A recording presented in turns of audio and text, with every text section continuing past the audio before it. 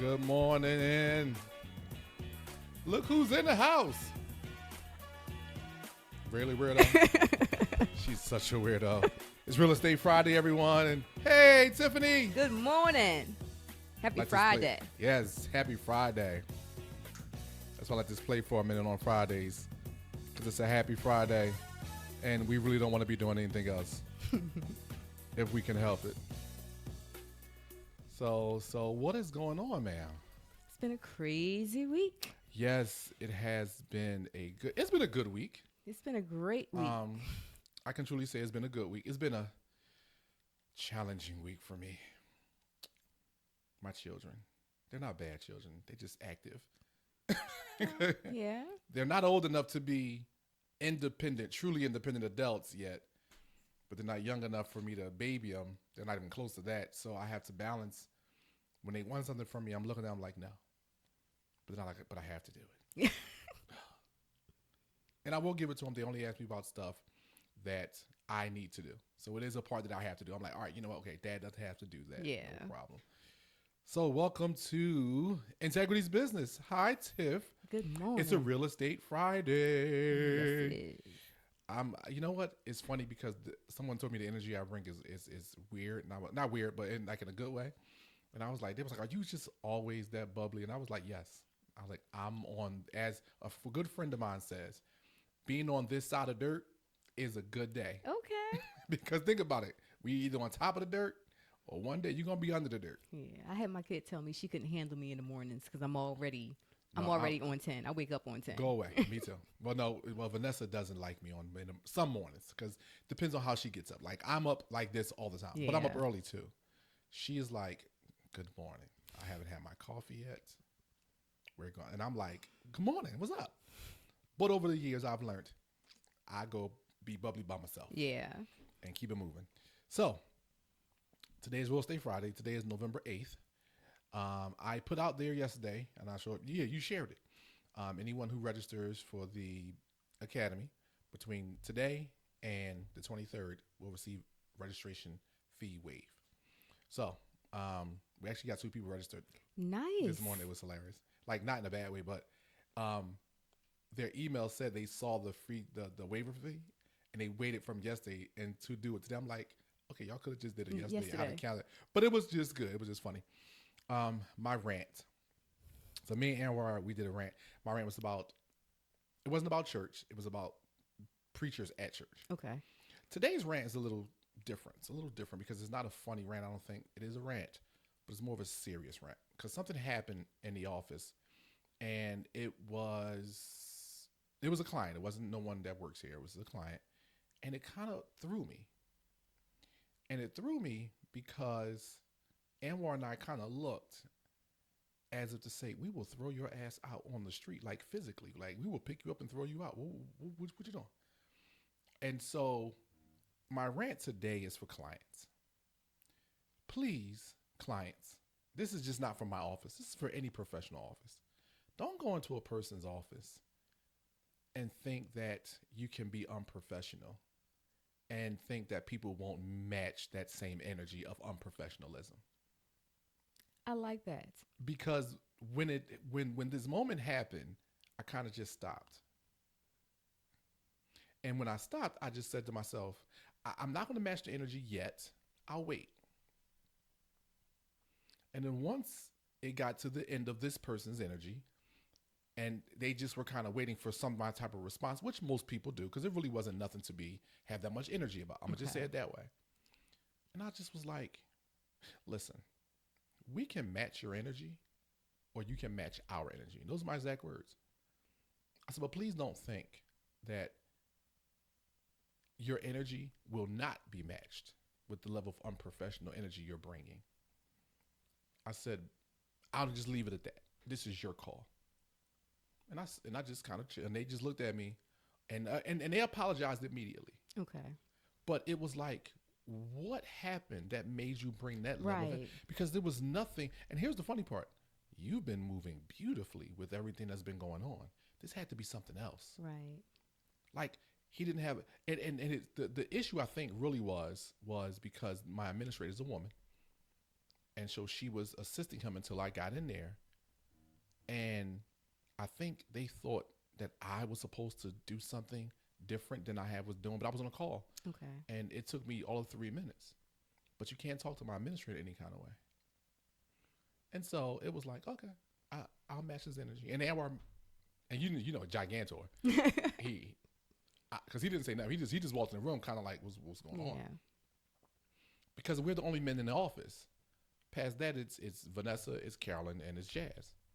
And it's like, please don't think that this unprofessional energy won't be met. So that's my rant for the day. Just for anyone that's out there, regardless of where you go, it doesn't have to be my office. It could be anyone's office. If it's a professional atmosphere, if it's not a professional atmosphere, if you're there for business, handle business with the proper professional energy that you would expect from the people who are servicing you or the people you're servicing. That is the first time that has ever happened to me. Well, that is abnormal. It was, yes, it is. And especially in this, you've been our atmosphere. It is. We are relaxed, laid back, professional. We make sure we take care. We are all about service. And so when it didn't happen, or when the energy showed up, I was thrown. And this isn't a new client. This client's been with us maybe less than a year. Yeah, so maybe something's going on behind the scenes. That's what I chalked it up as. I chalked it up as something, this isn't normal. Something happened outside of here. And you know how it is. Sometimes when you can't give smoke one place, you know, for whatever reason, it kind of just gets to you, and then you want to releasing that smoke somewhere else where it's unnecessary. And that's how I just chalked it up. Because after I addressed it properly, the response came properly. Like, you know what, let me apologize. And it was like, listen, man, things happen. We get it, but you can't be acting like that. So that's my rant for the day. It's not much of a rant, but it was just something. But it's something that needed to be said. Yeah, because I just thought about, like, you know, I've never experienced that before. Been doing this for a while now. I'm not gonna lie, I yelled at the client one time, and that was the one time that ever happened. But that was a totally different situation. Anwar wasn't even in the office. It was me, Carolyn was in the conference room on a call. Nessa was on the phone. It was a conference call, and I had just been on a call with this client with another consultant who he had a exclusive contract with up in Connecticut. And this other gentleman, by right, read me and him our rights. And I didn't say that. I just kind of sat there and we just talked. I asked him, hey, what's going on? This person is looking through ... And they said, okay, well, they can do it, but not without me because of ... And I just sat there and was like, okay. Then he emailed me a copy of the contracts the person signed. And so maybe 20 minutes after, we get on a call in my office because now we're like, we can't touch you. Sorry, you know, unfortunately. He gonna tell me, well, I can make this guy do whatever I want. I lost it, Tiff. I was like, was you in the same meeting? That was it. Anwar had a client walked into the conference room like, what is going on? Because I had lost it. Because it was like, were you sitting in the same space I was just sitting in? So listen, man, we 8 minutes in. So rant time is rant time. That's fine. But that's my rant for the day. Just be professional, people, when you are out here. Like I said, even if someone is not professional, just maintain your professionalism. If you're a client and you are being professional, you're not being handled with the level of professional that you are expecting, just leave. But make sure you maintain your professionalism, because there are people like my firm and Tifphani as an agent. We treat people with respect, with the utmost respect, regardless of how they respond to us. We want to make sure, because in today's world, you don't know who's doing what and how. I just think being professional, keeping that mindset is always important. So let's move on to Real Estate Friday. Tiffany's in the house, and today we have some things. She yelled at me yesterday, y'all. She was like, "Send me our topics for tomorrow," because I last time could not get some thoughts out of my head. Yes, things run through my brain faster than they get through my mouth. That's just. Which is most people who don't think. My brain goes a mile a minute, and sometimes, take a beat before you just speak. Most of the time, but I had to learn that because when I was younger, and even still sometimes now, I stutter. Yeah. But I had a horrible speech impediment when I was a kid, and my speech teacher or therapist taught me, because you have so much going on up here, I still talk fast today. I have to be mindful of it a lot. She said, because you have so much going on, you're trying to get it out, your mouth can't keep up with your brain. Yeah. And I was like, oh. That's exactly what happens to me. So I get it. So today we want to talk about 3 different things, people. We want to kind of dive into those areas.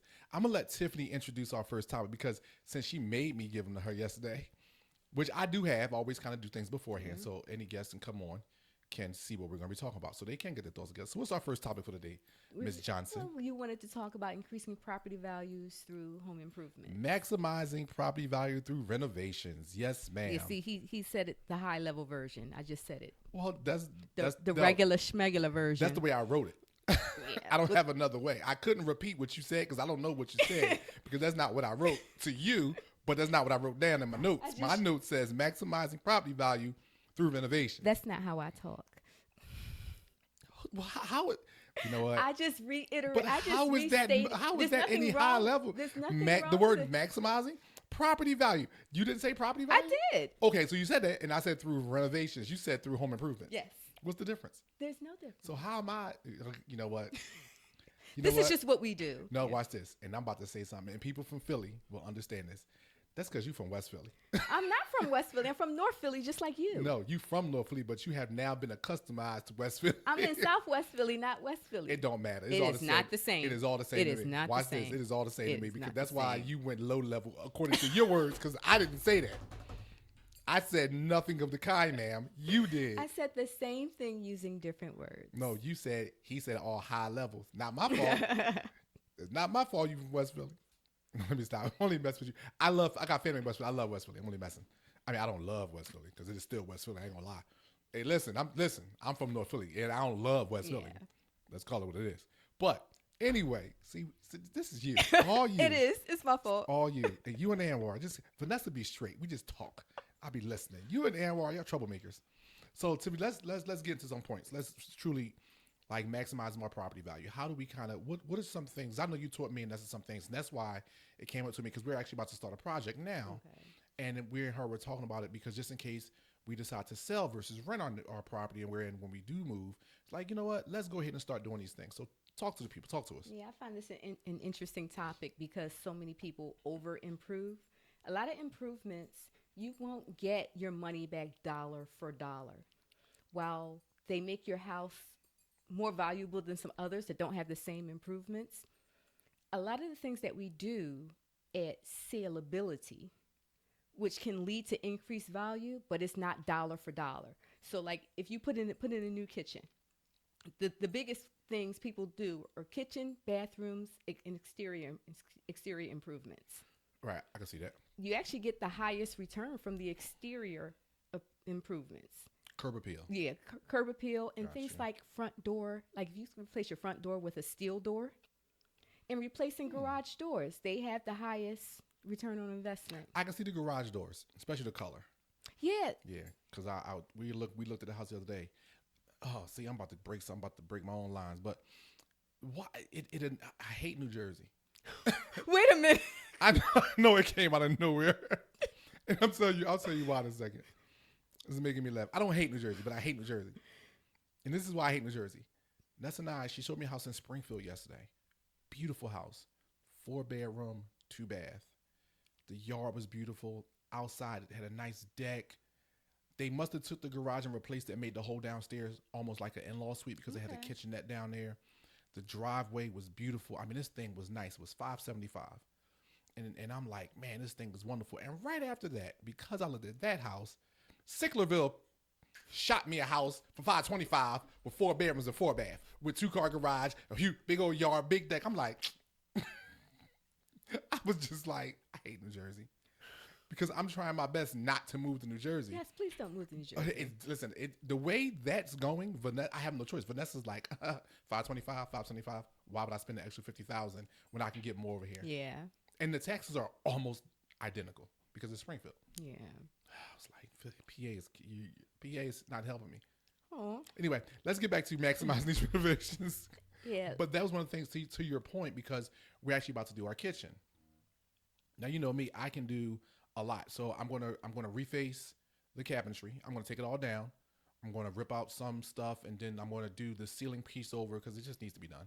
And sheetrock it over. I'm gonna get my cousin to come in and do some electrical work for me and add some what type of lighting is called? The end ceiling lights. Recessed lighting. Yeah, some recessed lighting. And then I'm gonna go ahead and sheetrock it all up and then repaint. And then I'm gonna take the cabinets and I'm just gonna reface them, restain them, and then put some new hardware on them. And see, that's good for you because you have real wood cabinets. Yes, Yeah, yes, and that's I the love key. it. You have real wood, yeah. real wood cabinets. And then we're going to replace the counter. It's a company not too far from us on State Road that does the counter work. And we're going to get some quartz countertops because the guy said, I can't install the L. I didn't get it. But I was, hey, man, listen, I wasn't coming to install it. Yeah. I was going to find out the price. Why is that? Why can't a regular person install the L-shaped countertops? What's interesting, I don't know the science behind Okay. it. And I think it has to do with the way the cuts got to be you have to cut it a certain way so that it connects and you don't see the seam. Because I have a U kitchen. Right. I have a U kitchen, and mind you, poorly laid out, a U kitchen, and I had the same issue where the person who did was just a friend of mine. I just wanted a countertop. Nothing. Right. This wasn't a major renovation. Gotcha. I just wanted a newer countertop, and he was not qualified Gotcha. to cut the corner properly. So I got blunt edges. Like it's Gotcha. sealed, but I got blunt Right, edges. gotcha. Which you want is based on like the stoning. Right. You want them to line up a certain way. Want them seamless, and pretty much. You want it to look seamless.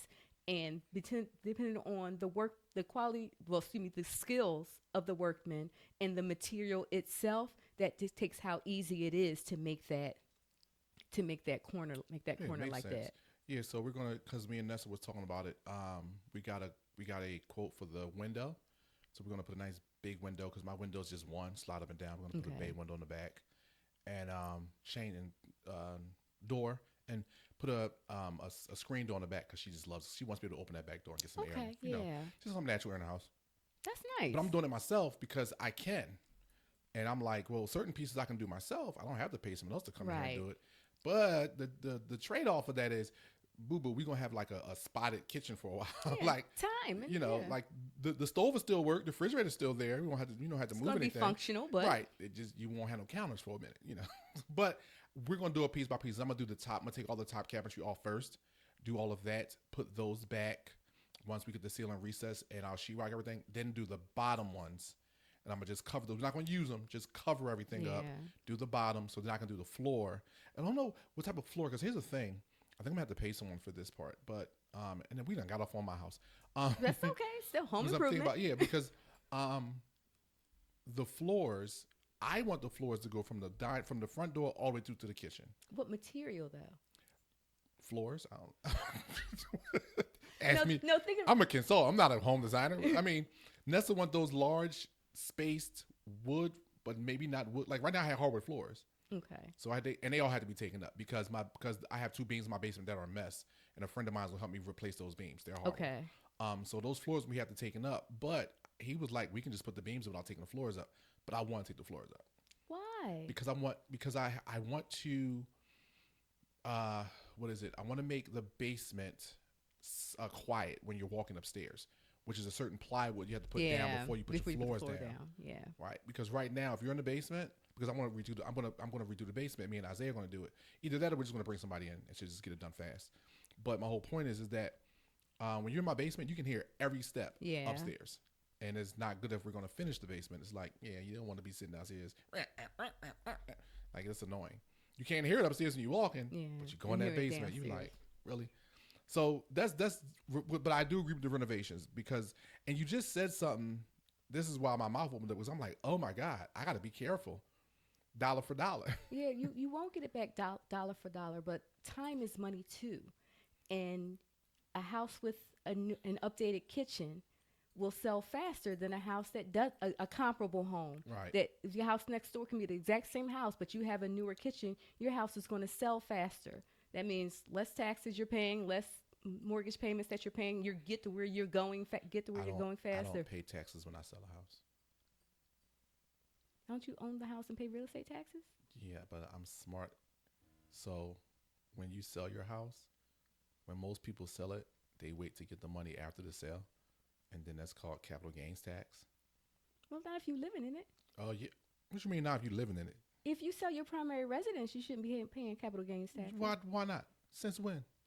Since forever. Let me find you a settlement statement. Yeah, you please find me a settlement statement because I know. Oh, you know what? Never mind. I'm thinking about the rental property. You're right. Never mind. Anyway, Don't shush. scare me. This is Mickel. Well, Like, don't. no, but because you know why? Because I've never done it. Because you know why? Because I always take money out and then sell it. Oh, well, then So that's why I don't. that's different. Oh yeah, I have my house be like almost max mortgage. Then I sell it. And those aren't the taxes I was referring to. Yeah, I know you was about property tax. I know, but I'm just saying. Taxes. Because you know, I tell people, hey, but I'm thinking about I'm thinking about investment properties, which we'll get to because we're talking about REITs today. Yeah. But yeah, that you just kind of hit me. I'm like, ooh, dollar for dollar. I gotta be careful. I put too much money in that house.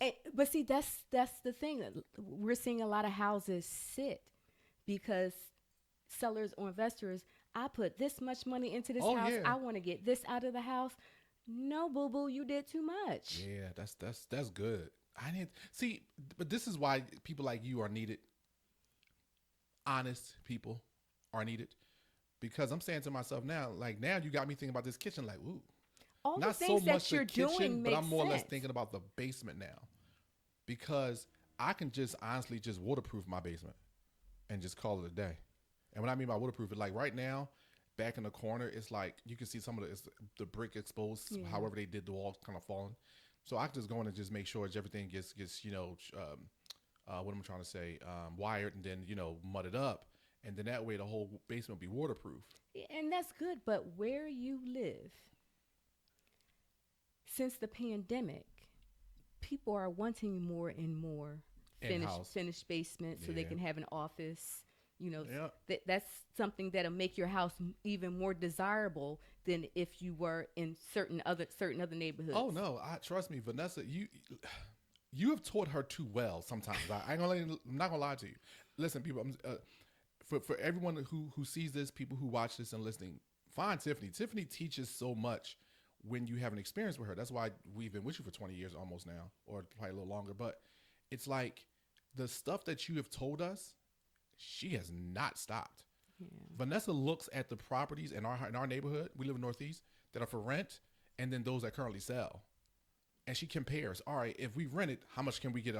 Like there's a house not too far from us. It's like 3-bedroom, 1.5 bath. Well, we have we're gonna have a full bathroom in the basement, so we'll be 3-bedroom, 2-bath. Yeah. But then I was also thinking about if next year comes and a couple of things change in a good way that I'm anticipating, or maybe not. We'll see. I might extend Sydney's room and make it longer. Because my kitchen was in our neighborhood, all of our kitchens looked like they were add-ons because they all have crawl spaces. Yeah. The rest of the house is just basement. These have crawl spaces. So I was like, well, maybe we can, since we're going to deal with the kitchen, maybe we can get the foundation laid up under there and then add a second floor on top of the kitchen, which will be Sydney's room, and it'll take her bedroom out. But because someone across the next block or across from our driveway did it, and it looks beautiful. And you can't tell it was an add-on the kitchen. It's just one brick all the way up to the roof. And because the way our houses are made in the back, everyone's house is kind of cut the way their house is just made. Okay. So it won't look out of place. It looks normal. Mm-hmm. And so I was like, that's not a bad idea. So we were even thinking about that, because then that'll make my house a larger 3-bedroom, 2 full bath, finished basement, deck in the back, driveway, carport. Good to go. And in our neighborhood, that's normal. Okay. Like the house down the block from me sold for $300,000, and it has 4 bedrooms, 1.5 bath, no carport, because for whatever reason that corner property, and I'm guessing that's why it's 4-bedroom, doesn't have the space for a car. Okay. And it sits further, and that's what I'm thinking is because it's that. So it's kind of funny when I see it, and I'm listening to you. I'm just like, man. Because at this point, like me and Nelson, we was talking about that. We was like, man, $300,000. If we can get our house close to that, we gonna make bank if we sell it. Yeah. It's like, oh, that's a good. This was a great investment. And with the property we still got in West Philly, what? You're good.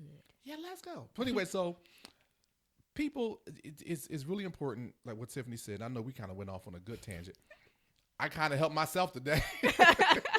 Like, girl, that's okay. I'm sure there's another you out there listening. Ooh, I was like, man, that's good money. I'm like, watch the dollar for dollar going in, and watch how you do stuff. Watch where you invest into your property if you're looking to get that value up. Like you said, the kitchens, bathrooms, decks, any type of exterior. Yeah. Because we're gonna get the brick, cleaned up and redone and repointed. Yeah. I was talking to a guy who can do that. So yeah, so make sure you get all of that exterior stuff done. That's good. Yeah, it's like it's one of the things like in Philly, like where we grew up. You didn't fix up the outside. You fixed up the inside because you ain't want nobody to rob you. But like you know that. But I'm only laughing because it's true. it's true because I a lot of the North Philly plants went out to West Philly, and I remember going some places with people in West Philly, people who weren't from North Philly, and didn't want to go into the house because it looked dilapidated. But then you walk into the house and it's decked out like that. The house is decked out, but it's just people wanted the house to look poor. But now people, I don't think they wanted the house to look poor. I think what it is and what it was think about it. Burglary was a big thing when we were kids. yeah, Like that was the big crime. that was the big crime. It was like we wasn't going around shooting each other. If you got into a fight and got stabbed or got shot, that was so like out of this world.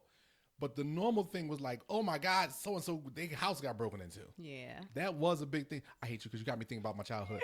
That was a big thing when we were younger. That was a thing. Because I'll never forget when we were living in Logan, my dad had a gun. My first time I ever seen a gun, I was like 7 or 8 years old.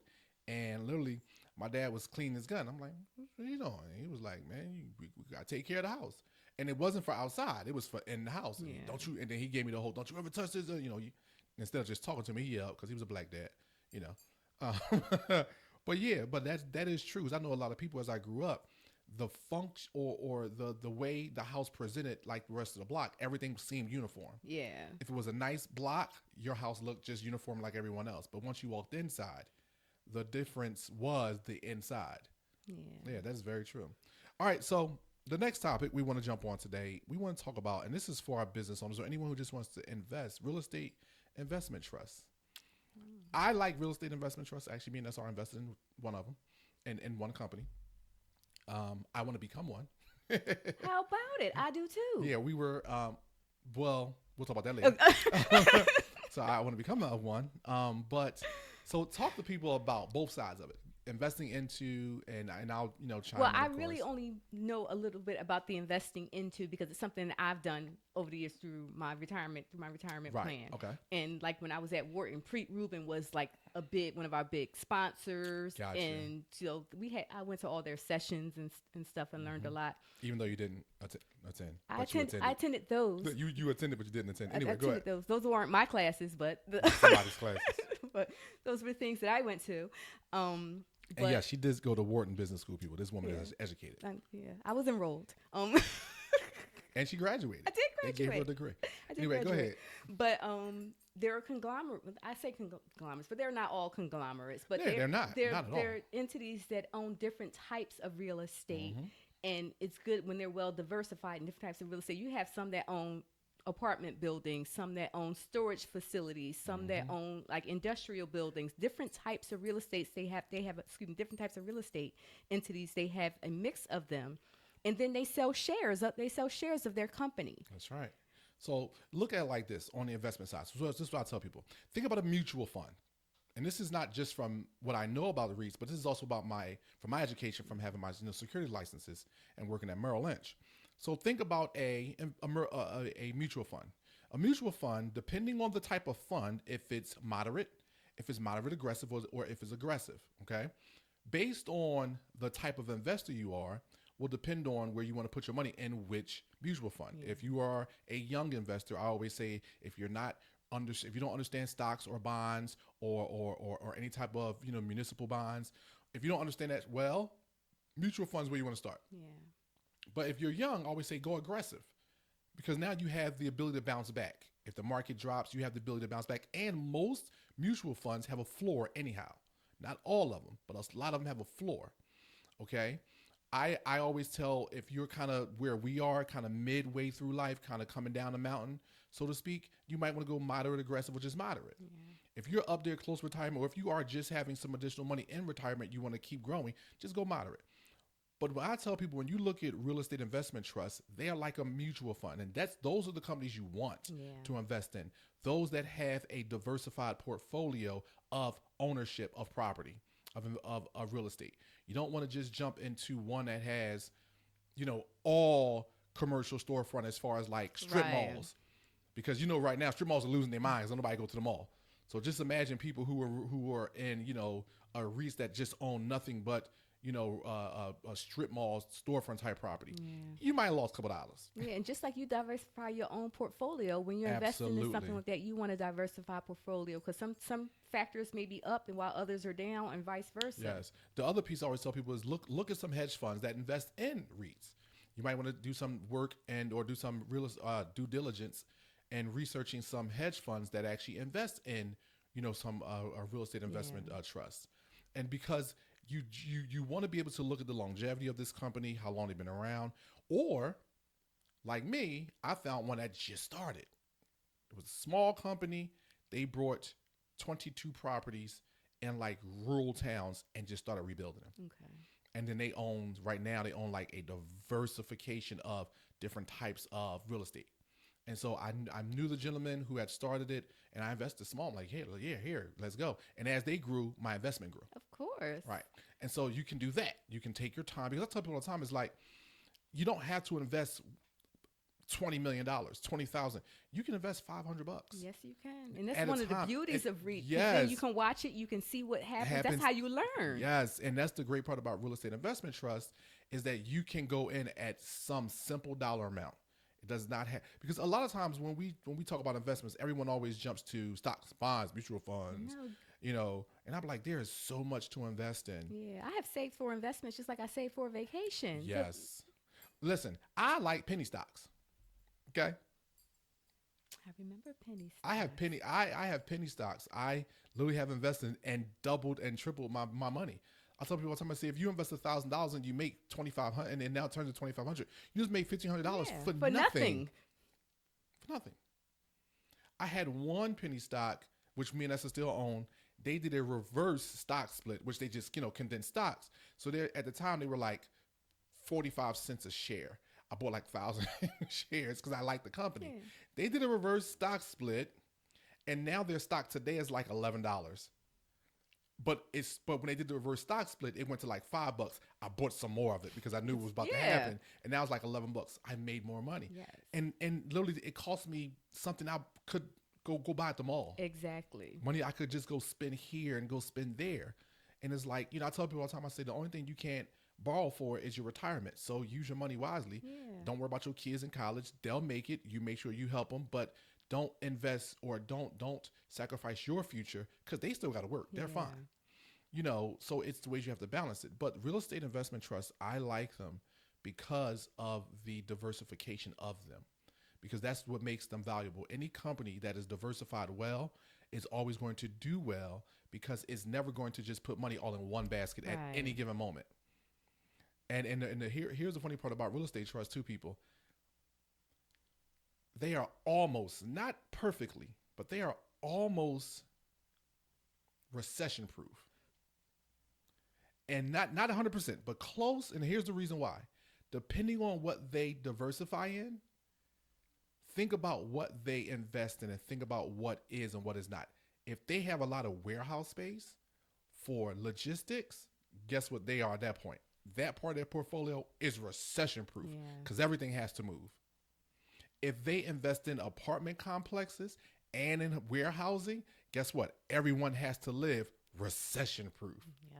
You see, so part of that portfolio is recession proof, and it continues to grow because why? Because the more people that are not doing anything, that's Miss Paulette, the more people that are not doing specific things with land and doing things with property, you get a lot of these real estate investment trust companies that will come in and they will work with a hedge fund that will go ahead and invest into a company that will buy, and then that will build, and then they invest into that company, and now you just have an investment into some company you don't even know exists. Yep. But that's why I find that exciting, because when I'm having investments in the REITs, I'm always looking at what they're doing. And that's how I learn about different factions of real estate. Yes.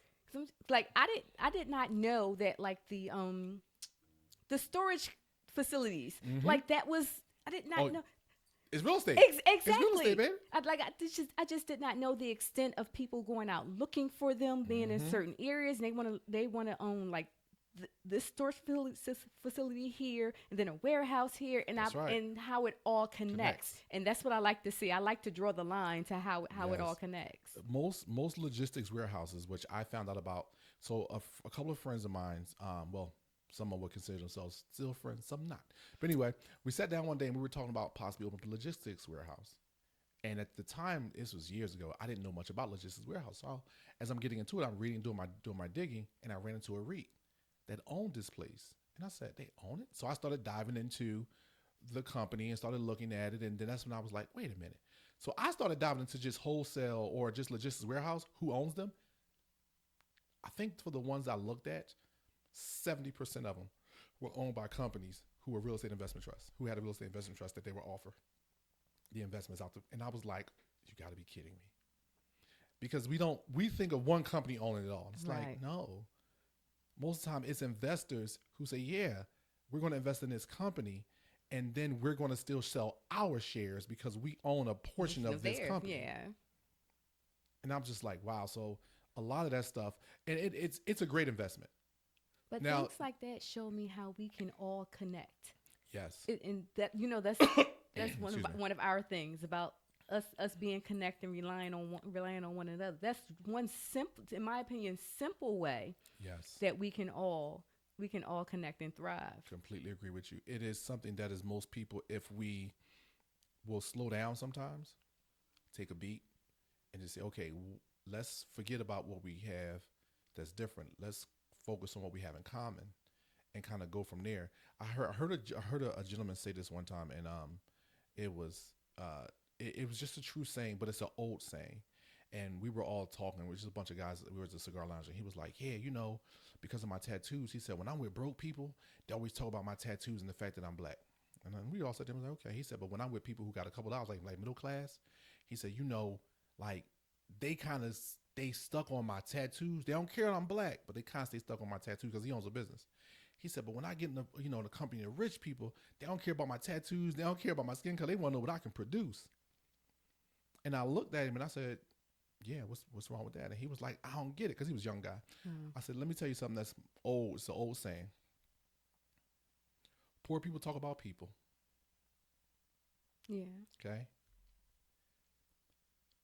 Lazy people talk about things. And rich people talk about ideas." And that's the old saying. And the old saying my grandfather told me, because it means when people who are poor and who they're always concerned about what someone else has. Yeah. Lazy people always talk about what they're going to do and never do it. Rich people always talking about the next idea. And it's not so much rich, but a wealthy mindset. A wealthy mindset. It's always talking about ideas. What's the next thing we're going to do, y'all? And I was trying to tell the young man, I said, this is what I think is going on. I hope she's not dying, because she's just going nuts on me. Well, I hope that if she's dying, you're not the person that she's calling. Yeah, well, she's texting me. So Well, it's not call at texting, all. but you That's know why- what I mean. That's why I don't give people my phone number. I had to give it to her, but it's another conversation. So, it's a mutual client of ours. So anyway, so that's why I love these real estate investment trusts, because it gives you a way to see more than just one specific. Because you can look at the companies that they're invested in. Right. And like when you can look at what they're invested in and how they connect to one another, you can look at your community and see what talents people have and what different things that people have done and accomplished. And you realize that you have some of these same type of connections in your community. Yeah, that's very true. So that was good. And we're kind of the next moment. So this is gonna be the last topic of the day. This is a good show. Me and you move like we do. Like other people kind of seem dragging to me. Well, I'm not gonna say dragging. But we it's just build not on as each much. other. Yeah, it's not as much as it's not the same as this. Anyway, and I enjoy myself with everyone, but just to be totally honest with you, I enjoy myself with you so much more, because you bring. I've always been invested in real estate. Yeah. For people who don't know, I take the real estate classes every so often, like every 5 or 6 years. That last time I took them, remember I told you it was like before COVID, so it's been a while. But I've never been interested in being a real estate agent. Never been interested in getting a license. I just love the information. Yeah, you love the information. Yeah, and I love the love real information. estate because I love people. and I like the connections that Oh people. yeah, I don't care about people I too do. much. I love people. That's where I am so like me being an extrovert is so it's a hypocritical to me liking people. And I'm an introvert, and I love people. Like See, I'm an expert who do not like people. I ain't. Anyway, so last topic of the day. So we talked about navigating this housing market post pandemic because it is so much going on right now and so many rumors out there. Like I told you, I think the bubble's going to burst soon. And when I say burst, not so much like it was in 2008, 2009. I'm talking about I think we're just going to have a crunch because and this is just my opinion, right? The other day, when the election happened, Tuesday. Wednesday, Anwar don't call me in the morning. Oh, I remember. Yeah. He called me first thing in the morning. Bro. It wasn't even 8 o'clock. It wasn't 8 o'clock. Yo, the floodgates about to open. I'm like, what are you talking about? You know Donald Trump won? I said, yeah, I know, but what? And he was like, bro, you know they about to give out that money. I'm like, but here's the thing. He might be right. I don't know if he's right. Yeah, it's just not going to happen the way that he said it. No, watch this. The thing about Republicans, which most people don't catch, and we had, I forget who I had the conversation with. It might have been you, it might not, I'm not sure. The thing about Republicans is they don't do government oversight, right? But they do tax breaks. Yeah. And they always say a trickle-down effect. We've been hearing that since the 80s. Trickle-down effect, maybe in the 70s. My parents didn't tell you. I'm not sure because I wasn't there for that part. I mean, I was there, but I wasn't. So the trickle-down effect never happens because there's no government oversight. Right. And then with Democrats say we're gonna charge you more and then have government oversight to make sure you're doing what you're supposed to be doing. But then they just say no problem, we're just gonna cut jobs and we're just gonna just make our money. So it's a two-edged sword because it doesn't work. Yeah. But here's my point. There's a Republican back in office now. Republican, they control the House and the Senate for the next 2 years. So I think because I didn't finish keeping up with that. Well, we had work to do, so right, pretty much because I could care less. But anyway, so with that being said, so now you have this Republican House, Republican Senate, Republican President. If the only way to reinvigorate this economy is get people spending money. That's how Republicans get the economy moving, by people spending money. Well, if people don't have money, how are they going to spend it? That means they have to infuse this economy with some money. Yeah. And they're going to do it and they always do it through some type of business effort. Right? Yeah. If they do that, because now people have job security, so to speak, that means there's going to be some type of something for businesses, and we all own businesses. And so with that being said, I told Anwar, I said, well, we'll see, but he's sold on it, that another round of PPP is coming, all this other stuff. And I was saying, that means people need to get educated. But the PPP, didn't that come from a Democratic Congress? I don't know. Yeah, that came from... I don't know. And the reason why I say I don't know is because I don't know. Like I did not care. I did not pay attention to any of it because I never got PPP because at the time the dealership we only had 1099 employees. We didn't have full time. Even though I could have got it if I would. Because realtors got it. Yeah. Listen, no. I got this. That's a whole other conversation. Okay. So my whole thing is post pandemic navigating this market. The housing market has not returned to normal. No. You said something a week ago, whenever you said it to me, which was beautiful. And it was perfect the way you said it. You said people are chasing the market. Sellers are chasing the market. How do buyers navigate that now? Because it doesn't seem like, I told you before, I keep looking. Probably the biggest reason why Vanessa and I have not moved is because every house we saw, it was well overpriced than the pricing history on it. And that's my indicator. If this house sold for $250,000 in 2022, and we in 24 or 2020 or 2019, it's over $250,000, and now we're in 2024, and it's selling for $800,000. We got a price. That's redonkulous. That's redonkulous. But this is what we're seeing. It's not that large. I mean, but like if you can look at looking research in a neighborhood, the stats are just there. Research in a neighborhood. The percentage that the housing has increased, and it should be on trend with whatever that is, barring some outrageous improvement, barring some significant improvement. I agree with you. That's what it should be. Yeah, no.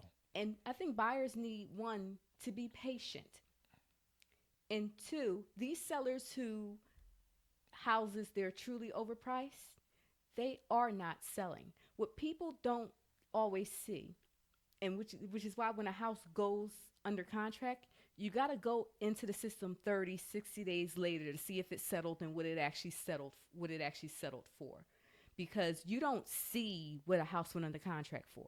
Right. It, that price, that exorbitant price, is the price that's going to stay there until it closes, if it was reported properly. See, I like that. I like what you said that, because I depend on you and Trulia.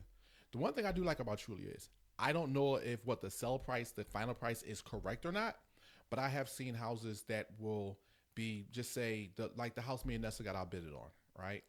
It was in Cheltenham. And it was up at 490. And my estimation during my own due diligence, the house was worth about 430. Okay. We went in at 430. They came back. They made a counter offer at 450. We stuck at 430. Somebody came back in. They said they had a higher offer. Would we be willing to match it? I said, if it's higher than 430, no. The house went under contract. The house was sold. And then when I looked at it on Trulia, because I always, if I like something, I'll hold it. I won't unlike it. I'll wait to see what it's sold at. It said the house sold at 439. Right? And I'm saying to myself, yeah, I wasn't going, because I knew what it was. Yeah. So that is normal. That I'm okay with. And the reason why, because I wasn't going to get into a bidding war with anyone. So I was okay with that. And it was a nice house. But here was the funny part. Now is a house right across the street from the house that we liked. That's on sale now for $475. And I'm like, well, just wait for it to come down. Yeah. That patience part is very important to you. But for those who don't have a Tifphani, for those who don't have Mickel's experience, walk them through what they need to be kind of looking at and how they need to be navigating this post-pandemic housing market. Well, again, I'm going to tell you, look at your budget. Yeah, I will budget you to death. Stop buying shoes, ladies. Yeah, I will budget you. Stop buying trinkets and electronics. I will budget you to death, because you have to decide that monthly payment that's going to be comfortable for you, and keep an eye on, I always tell you, look at the properties that have been sitting 70 days and see if they've had price changes, see if they've come on, if they've come on and off the market. Honestly, the best bargain you're going to get is what I like to call grandma's house, in a good area.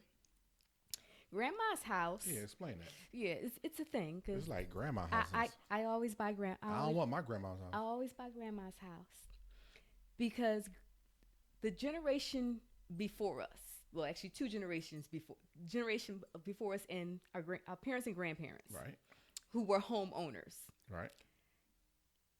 If it wasn't broke, they didn't fix it. True.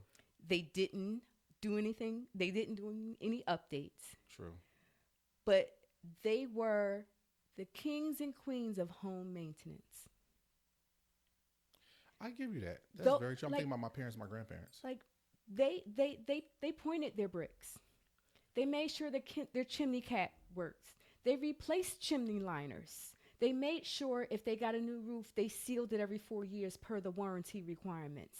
They got their heaters cleaned and serviced every year. That's why that 40-year-old heater in the basement still works. You get a solid building that's actually in move-in condition.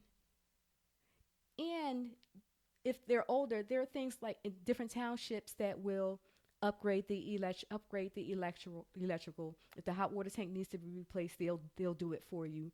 You tend to get a better product when you're buying a well-maintained older home. You do. You just get a better product. Look where I live. I bought a house from an older couple. It needed updating left and right. I had a home inspection. It told me all this stuff that was wrong in the house. I ain't fixed none of that, and my house is still great. Like it is. I ain't fixed none of that. You fixed that? I have not had. Since I've been there 24 years. Jeez, you're old. In 24 years, I replaced the roof. We had to do ours. I replaced windows. I replaced the electrical panel due to a leak that I knew existed when I bought the house. Gotcha. But the that was I bought the house in 2000. I knew the leak was there. I didn't replace the electrical panel until how old is Rena? Until about Renee's 2000. 19. So it was 2011. How do I know how old your children are? Get it together. 2011. So I was in there 10 years Right. with this same problem before I actually went ahead, before I actually replaced it. I never had it like I didn't have electrical problems or anything like that. I just within the last 3 years redid the bathroom. Gotcha. And we just did some work in the kitchen. But I don't have any problem with heating. I did eventually put in a new heater, but not because I needed a new heater, because we was buying it for a different house and you got two and it was so cheap. Gotcha. Like it was so like, oh yeah, let's do another one. yeah, it was so cheap if we bought two. Right. Like so we bought two heaters. No, I listen. I want to go waterless. What is it? Tankless. Tankless. Yeah. Yeah. Like that's one of the upgrades we're going to make in our house now is just the tankless water heater. But these were upgrades that I did. Like I was able to live in this house 4 or 5 years and not have to do anything. See, that's the type of stuff, right? And that's what makes, to me, that's what makes you golden, because most real estate agents ain't gonna tell you that. Like I care about money. Because think about it, like I'm just thinking like that's golden, because I'm thinking about my house. Like me and Nessa, we've been in our house now 11 years. We moved up here because of the other house, which we had to. And I'm making you laugh because the house in West Philly we bought from a younger person. And the house we have in now, Bob bought it from an old couple. And then when we moved in, we rented for a year until the other house got fixed. Once they got fixed, the kids were in the school around the corner. We didn't want to move because the kids were in school. So we brought the house we're in. And I knew Bob, I know him. He's a friend of mine. Okay. And he's an older gentleman. He owns a bunch of properties in the Northeast. And so he was looking to offload a couple of them. So we brought it from him. Literally the only thing we've done in our house is just put a roof on. That was it. But the electrical is perfect. Like when I say the electrical working in my house looks like someone did it yesterday. That's how good. Like, because when I go into a house, I don't just open the box. I take the whole box off. Thing. That's the best. Take the face off. Not only that, it's grounded like it should be. Yeah, like it but should it's perfectly grounded. I was like, this is beautiful. I said, Bob, you do this? He was like, no. The people who owned it before us did it. Yeah, but see, that's the thing. If they did it, and you always got people who are slackers when it comes to homeownership. Right. But if they cared about their house and they did it right. Yeah. They did it right. Like you go in these houses, and sometimes older houses, when they don't have storage, you can tell older people live there by the storage they created in these houses. It's true. They're just wired differently, and they're wired to be frugal, right, and to make sure things were done properly the first time, so you did not have to do it again. Yeah, because when the guy came in to look at because we're getting solar panels on the roof, they had to come and do the inspection. They looked at electrical. The guy was stunned. He was like, "Yo, you did this?" I was like, "No, it was like that when we moved in."